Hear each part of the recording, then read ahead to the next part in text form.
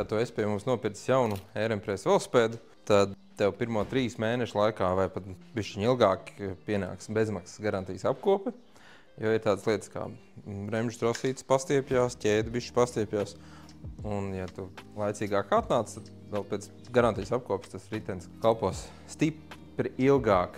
Tāpat arī tu reizi gadā parādies uz velosipēda servisu, uz apkopīti, tad velosipēds tiešām kalpo ļoti ilgi. Pieredze tas ir 10 un ilgāk gadu.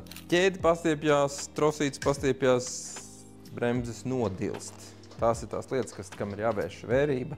Ideāli savu ķēdi baigi ar smeltīm nepiedzīt, ar netīrumiem nepiedzīt pilnu, tāpēc turēt, noslaucīt ar salvetīti un bišķi paeļot vismaz reizi mēnesī.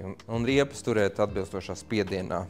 Attiecīgi šim velosipēdam tās ir 5 atmosfēras. Un tā ir vēl viena lieta, ko cilvēki tā kā no automašīnām ir pārņēmuši. Viņiem liekas, ka 2 atmosfēras ir pietiekoši. Ļoti reti kādam velosipēdam ir pietiek ar 2 atmosfērām.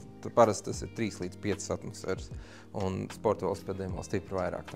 Spiediens riepās, novilkt ķēde, labas bremzes un brauc uz priekšu.